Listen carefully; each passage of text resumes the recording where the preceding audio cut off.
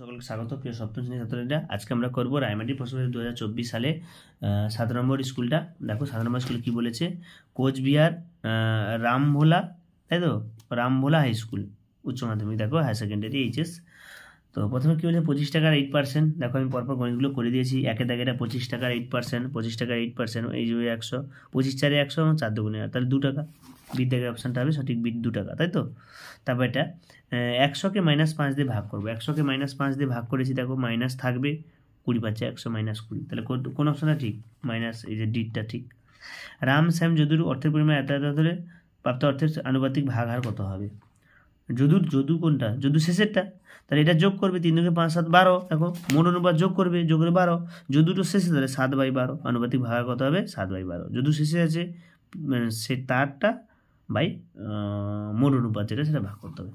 পরে চারটা কি বলছে দেখো, গুরু অনুপাত কোনটি? গুরু মানে কি? সামনে বড় পেছনে ছোট। সামনে কোনটা? এই সি দাগের, দেখো 3 বড় 2 ছোট, তাহলে সি দাগের অপশনটা হবে সঠিক। সামনে বড় পরে ছোট হলে সেটা হয় গুরু অনুপাত। এবারে এটা খুবই ইম্পর্টেন্ট, যদি একটা বারবার পরীক্ষায় দেয় এই 2 থেকে 1 গণিতটা, তাই তো। একটি বাসের দৈর্ঘ্য যথাক্রমে 1/3, 1/5 বাকি 14 মিটার, হলুদ রঙের বাসটি কত মিটার লম্বা? তাহলে বাকি অংশ মানে কি?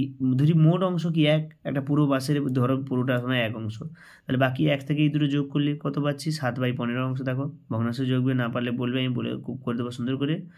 তাহলে এটা লসাগু 15 হবে, 1-এর সাথে 15 × 15 8, তাহলে 7/15 অংশ। তাহলে এত অংশ সমান কি? 14 মিটার। বাকি অংশ বলেছে 14 মিটার, তাহলে এটা সমান 14 মিটার। তাহলে 1 অংশ মানে পুরো বাসটার দৈর্ঘ্য, এটাকে ভাগ করে কত পাচ্ছি? 30 মিটার। তাহলে পুরো বাসটার দৈর্ঘ্য কত পাচ্ছি? 30। কারণ আমি প্রথমে ধরে নিয়েছি, ধরি বাঁশটি পুরোটা কি 1 অংশ, তাই না? তো সেই অনুপাতেই গণিতটা হয়েছে। এখানে লিখে দেবে, ধরি বাঁশটি পুরো অংশ সমান 1 অংশ, তাই তো। পরেরটা, এটি বন্যা ত্রাণে 4000 জনের 190 দিনে খাবার মজুদ ছিল, তাই তো। তো এই গণিতটা দেখো, এই গণিতটা আমি করিনি 2 থেকে 2 কেন না, সেট 3-তে অর্থাৎ 3 নম্বর স্কুলে 3 থেকে 4 করে দেওয়া আছে। আমি দেখাচ্ছি 3 নম্বর স্কুলটা।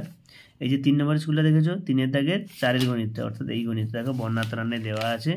অর্থাৎ এই গণিতটা আমি ডবল করে করছি না, সময় বেশি যাবে, এমবিও বেশি পড়বে, এই জন্য আমি গণিতটা দিচ্ছি না।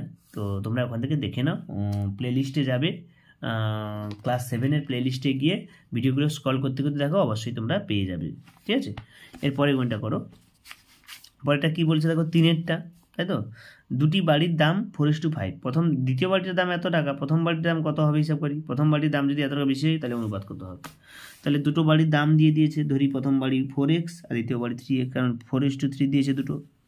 তাহলে প্রশ্ন অনুসারে কি, দ্বিতীয় বাড়িটার দাম এত বলে দিয়ে, তাহলে এক্সের মান পেয়ে গেলাম, তাহলে প্রথম বাড়ির দামও এখান থেকে পেয়ে যাবো, তাই না। এক্সের মান পেয়ে গেলে গিয়ের সঙ্গে প্রথম বাড়ির দাম এক্স গুণ করলে এটা দ্বিতীয় বাড়ির দাম পেয়ে গেছি। আবার বলছে প্রথম বাড়ির দাম যদি 7,000 টাকা বেশি, 17,000 টাকা বেশি, তাহলে 17,000 টাকার সঙ্গে যোগ করতে হবে কার যোগ করতে হবে বলো তো?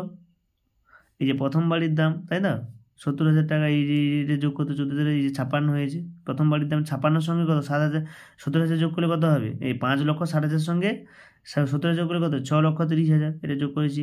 দেখো 4টের শূন্য 4টের শূন্য খেয়ে নিল। কত দিনে 63 বলো তো? আর কত দিন? 21 দুগুণে 42, 21 দিনে 63, তাহলে কত? 3:2। তারপরে অনুপাত কত আসবে? 3:2। ভালো করে দেখে নাও, না বুঝতে পারলে আমাকে বলবে কমেন্টে, আমি আস্তে আস্তে করে ভালো করে আবার একবার বুঝিয়ে দেবো।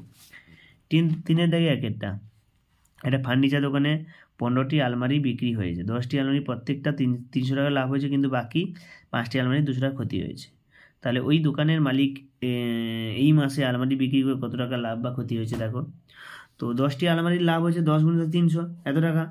5টি আলমারিতে ক্ষতি হয়েছে 200 টাকা, তাহলে মোট লাভ কত হয়েছে? এত টাকা। তাহলে আলমারি বিক্রি করে লাভ হয়েছে কত? 2,800 টাকা। একদম সোজা গণিত, কিন্তু ভাষাটা অনেক বড় দিয়েছে বলে কিছু বোঝার নেই, অনেকটা জড়িয়ে যাচ্ছে, কিন্তু না, একদম সোজা গণিত। 3-এর দাগে 2-এরটা কি বলছে, এটা খুব ইম্পর্টেন্ট গণিত, পরীক্ষায় আসে। কোনো জায়গায় তাপমাত্রা 12°C প্রতি ঘন্টায় যদি সমান হয়, তাপমাত্রা কমে 8 ঘন্টার পর সেখানে তাপমাত্রা -8-এ পৌঁছায়, তাহলে সেখানে কত ডিগ্রি তাপমাত্রা? দেখো তোমরা সংখ্যা রেখায় করেছো যে 0 থেকে এদিকে +12 থেকে -12, তাই না। তো সেক্ষেত্রে দেখো ঘর সংখ্যা কি, তাপমাত্রা ব্যবধান কত? এইটা -8 সমান কি 20°C। তাহলে প্রতি ঘন্টায় তাপমাত্রা কমছে কত? কমে কত? 20, মানে কত ঘন্টা ধরে এটা হচ্ছে তাপমাত্রাটা? 8 ঘন্টা। তাহলে 8 ঘন্টায় কমে 20, তাহলে 1 ঘন্টায় কত? 20/8, তখন 5-এর 2 সমান কি? এটাকে বলে 2.5°C পার ঘন্টা, অর্থাৎ ঘন্টায় 2.5 ডিগ্রি করে, 2.5°C হারে কমে।